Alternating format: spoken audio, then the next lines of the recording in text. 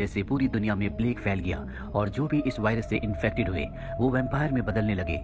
Vampires को अपनी भूख मिटाने के लिए खून की जरूरत होती है, इसीलिए उन्होंने दूसरे लोगों को मारना शुरू कर दिया। इस वजह से इंसान धीरे धीरे खत्म होने लगे और वैम्पायर्स की तादाद बढ़ने लगी। वैम्पायर्स कभी भी सूरज की रोशनी के सामने नहीं आ सकते, इसीलिए अब दुनिया पूरी तरह से बदल चुकी है।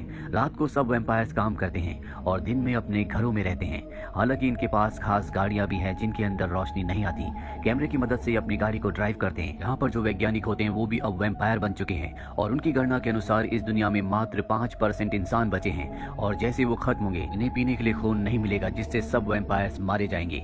यहाँ पर एक बहुत बड़ी कंपनी होती है, वो कंपनी तय करती है कि वो इंसानों जैसा खून बनाएगी ताकि वैम्पायर्स की भूख को मिटाया जा सके।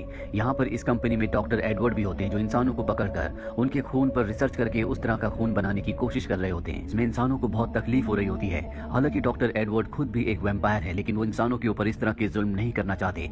न ही वो इंसानों का खून पीते हैं, वो अपनी भूख मिटाने के लिए जानवरों का खून पीते हैं। अब इस कंपनी की एक मीटिंग होती है जहाँ पर बताया जाता है कि इंसानों की कमी की वजह से अब जो वैम्पायर्स हैं वो और भी खतरनाक क्रीचर्स में बदल रहे हैं, जिन्हें सबसाइडर्स कहा जाता है। और ये इतने खतरनाक होते हैं कि ये खुद वैम्पायर्स के लिए भी खतरा है। जिस तरह से वैम्पायर्स इंसानों के लिए खतरा है, अब वैम्पायर्स के लिए भी एक खतरा बन चुके हैं जो उन्हीं की जाति के हैं, जिन्हें सबसाइडर्स कहा जाता है। यहाँ मीटिंग में एडवर्ड का जो बॉस होता है वो एडवर्ड से कहता है कि तुमने जो सिंथेटिक यानी कि नकली खून बनाया है हमें उसे वैम्पायर पर टेस्ट करना होगा।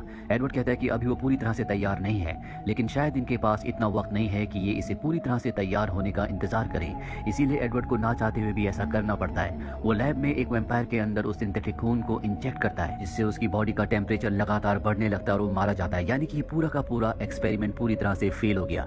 अब एडवर्ड जब अपने घर जा रहा होता है तो वो अपनी गाड़ी के शीशे में अपने कानों को देखता है जो बढ़ने लगते हैं, यानी कि अब वो भी सबसाइडर में बदल रहा है। एडवर्ड ये देखकर परेशान हो जाता है, उसका ध्यान पूरी तरह से सड़क से हट जाता है और तभी उसकी गाड़ी एक दूसरी गाड़ी से टकराती है जो आगे जाकर रुक जाती है। अब एडवर्ड उस गाड़ी में देखने के लिए जाता है जहाँ से एक लड़की निकलती है। वो उसके हाथ पर एक एरो मारती है पर एडवर्ड को कुछ भी नहीं होता। दरअसल उस गाड़ी में सब के सब इंसान हैं, इसीलिए वो एडवर्ड से डर रहे होते हैं। एडवर्ड कहता है कि तुम्हें मुझसे डरने की जरूरत नहीं है, मैं तुम्हें कोई नुकसान नहीं पहुंचाऊंगा। और तभी यहाँ पर पुलिस के सायरन की आवाज आती है। दरअसल पूरी दुनिया बदल चुकी है, अब जो यहाँ पर पुलिस है वो भी वैम्पायर्स हैं, इसीलिए एडवर्ड सब इंसानों को अपनी गाड़ी में छुपा देता है। और जब पुलिस उसके पास आती है तो वो उन्हें गलत रास्ता बता देता है कि इंसान उस तरफ भागे हैं। पुलिस वाले उस तरफ चले जाते हैं। इसके बाद वो सभी लोगों को अपनी गाड़ी से बाहर निकालता है। इनमें जो इनकी लीडर होती है उसका नाम ऑड्री होता है, तो एडवर्ड के बैच पर उसका नाम और उसका ऑक्यूपेशन पढ़ लेती है। अब सारे के सारे इंसान यहाँ से चले जाते हैं। एडवर्ड जब वापस अपने घर आता है तो देखता है कि वहाँ पर उसका भाई है, तो एडवर्ड से अलग रहता है क्योंकि वो एक सोल्जर है। हालांकि वो भी वैम्पायर है, लेकिन वो आर्मी के लिए काम करता है और आज वो घर पर एडवर्ड का बर्थडे मनाने के लिए आया होता है। दरअसल उसका काम होता है कि इंसानों को पकड़कर एडवर्ड की कंपनी में भेजना ताकि वो उनके ऊपर रिसर्च कर सके। एडवर्ड का भाई यहाँ पर एडवर्ड के लिए बर्थडे गिफ्ट के तौर पर एक बोतल में खून लाया होता है जो कि इंसानी होता है, पर एडवर्ड उसे पीने से मना कर देता है। इन दोनों भाइयों के बीच में आर्गुमेंट शुरू हो जाते हैं और इसी आर्गुमेंट के दौरान एडवर्ड का भाई उस बोतल को दीवार पर मारता है, जिसकी खुशबू से एक सबसाइडर जो कि वैम्पायर से भी ज्यादा खतरनाक होते हैं, जो पहले कभी खुद भी वैम्पायर हुआ करते थे, वो अंदर आ जाता है और इसके बाद वो एडवर्ड और उसके भाई के ऊपर भी हमला कर देता है। और एडवर्ड का भाई एक सोल्जर है, वो उस सबसाइडर को मार देता है। इसके बाद पुलिस यहाँ पर आती है और जब उस सबसाइडर की अंगूठी देखी जाती है तो इन्हें पता चलता है कि ये एडवर्ड का ही माली था। एडवर्ड उसकी ऐसी हालत देखकर बहुत परेशान हो जाता है। दरअसल उसे खून नहीं मिल पाया था, इसीलिए खून की कमी की वजह से वो ऐसा बन गया, यानी कि सबसाइडर बन गया। जब सब यहाँ से चले जाते हैं तो यहाँ पर ऑड्री आती है जो कि एडवर्ड से मिलने के लिए आई है। ये वही लड़की है जिसकी गाड़ी से एडवर्ड ने अपनी गाड़ी को टकराया था। वो एडवर्ड के बारे में जानती है कि वो क्या काम करता है, इसीलिए वो एडवर्ड को एक एड्रेस देती है और कहती है कि तुम मुझसे यहाँ पर आकर मिलो। अगले दिन जब एडवर्ड अपने ऑफिस जाता है तो उसका जो बॉस होता है वो उसे बताता है कि अब हमें नकली खून बनाने की कोई जरूरत नहीं है। इस दुनिया में जो अमीर आदमी है वो असली खून की अच्छी खासी कीमत देना चाहते हैं, इसीलिए हमें नकली खून बनाने की कोई जरूरत नहीं है। पर एडवर्ड ऐसा नहीं है, वो इंसानों को बचाना चाहता है, इसीलिए ऑड्री ने जो उसे एड्रेस दिया होता है वो उस जगह पहुंच जाता है। वहाँ पर ऑड्री उसे एक आदमी से मिलाती है जिसका नाम एल्विस होता है। वो उसे बताती है कि पहले ये भी वैम्पायर था, लेकिन अब ये पूरी तरह से इंसान बन चुका है, यानी कि इनको ऐसा कोई फॉर्मूला पता है जिससे वैम्पायर को दोबारा से इंसान बना सकते हैं। पर इससे पहले कि यहाँ पर कुछ बात करते, एडवर्ड का भाई यहाँ पर आ जाता और इन दोनों को गन पॉइंट पर ले लेता है। उस रात को जब ऑड्री एडवर्ड से मिलने के लिए आई थी तो उसके भाई ने इन दोनों की सारी बातें सुन ली थी। उसके बाद से वो एडवर्ड का पीछा कर रहा था कि वो इंसानों को पकड़ सके। अब यहाँ पर मिलिट्री की और भी एक गाड़ी आ रही होती है, पर इससे पहले कि वो गाड़ी इन तक पहुंचती, एल्विस एडवर्ड के भाई पर हमला करता है जिससे वो बेहोश हो जाता है और सब के सब ये गाड़ी से यहाँ से भाग जाते हैं। इसके बाद एल्विस एडवर्ड को एक नदी के पास ले जाता है और उसे बताता है कि मैं पहले इंसान था, मैं वो पहला इंसान हूँ जिसने वैम्पायर्स के लिए ऐसी गाड़ियां बनाई थी जो गाड़ियां दिन में भी चल सकती थी।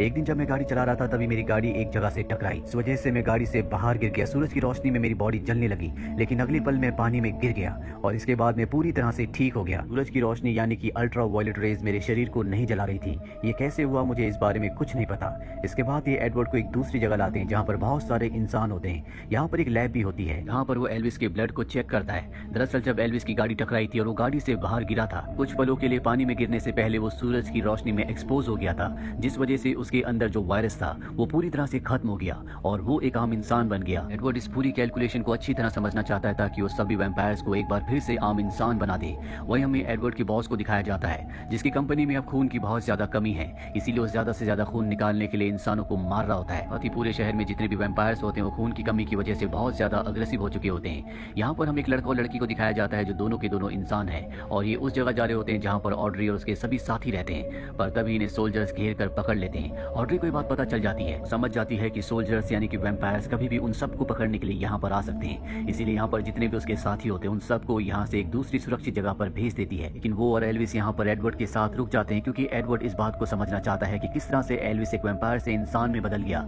इसीलिए जो एल्विस के साथ हुआ था वो तय करता है कि वो खुद भी अपने ऊपर एक्सपेरिमेंट करेगा। वो अपने शरीर को सूरज की किरणों के सामने एक्सपोज करता है जिससे उसके शरीर में आग लगना शुरू हो जाती है, पर कुछ ही पलों के बाद वो अपने ऊपर पानी डालने को कहता है और जब ऐसा किया जाता है तो एडवर्ड भी आम इंसान बन जाता है, यानी कि अब वो वैम्पायर नहीं रहा। उसे समझ में आ जाता है कि एक वैम्पायर के अंदर से किस तरह से वायरस को निकालना है। पर अब यहाँ पर सोल्जर्स आ जाते हैं, वो चारों तरफ तलाशी लेना शुरू करते हैं, लेकिन ये तीनों के तीनों पानी के टैंक के अंदर छुप जाते हैं, इसीलिए सोल्जर्स इन्हें ढूंढ नहीं पाते। इन सोल्जर्स में एडवर्ड का भाई भी होता है जिसे यहाँ पर एडवर्ड और उसके साथी तो नहीं मिलते, लेकिन एक दूसरी लड़की मिल जाती है जो एडवर्ड के बॉस की बेटी होती है। दरअसल ये एक आम इंसान है और ये वैम्पायर्स के साथ नहीं रहना चाहती थी, इसीलिए एडवर्ड के बॉस ने उसे ऑर्डर दिया होता है कि जहाँ भी तुम्हें मेरी बेटी मिले उसे काट कर तुम वैम्पायर बना देना। और एडवर्ड का भाई ऐसा ही करता है, वो उसकी गर्दन पर काट कर उससे वैम्पायर बना देता है, लेकिन अब भी वो इंसानी खून नहीं पीना चाहती।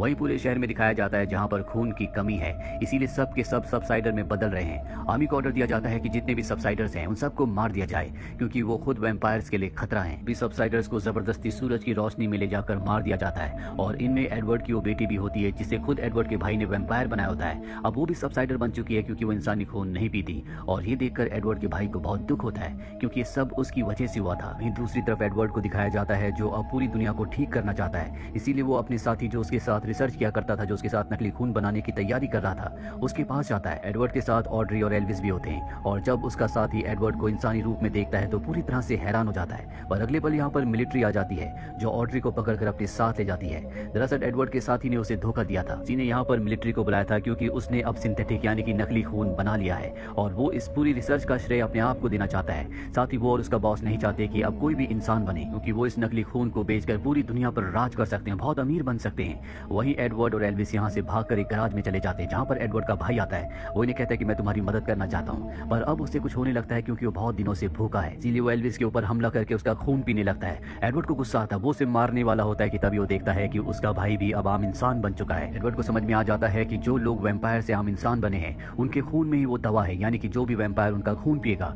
वो आम इंसान बन जाएगा। एडवर्ड अब तय करता है कि वो अपने बॉस के पास ऑड्री को बचाने के लिए जाएगा। वो अपने बॉस के पास जाता है और कहता है कि मुझसे बहुत बड़ी गलती हुई, मैं दोबारा से वैम्पायर बनना चाहता हूँ। ये सुनकर उसका बॉस बहुत खुश होता है और उसकी गर्दन पर काट लेता है। जैसे ही उसका खून उसके मुंह के अंदर जाता है तो उसका बॉस भी आम इंसान बन जाता है। इसके बाद वो अपने बॉस को बांध कर नीचे भेज देता है जहाँ पर बहुत सारे सोल्जर्स हैं जो सबके सब भूखे हैं और वो उसके बॉस पर टूट पड़ते हैं। वो उसका खून पी लेते हैं जिस वजह से सबके सब सोल्जर्स अब पूरी तरह से इंसान बन चुके हैं, लेकिन बॉस मारा गया है।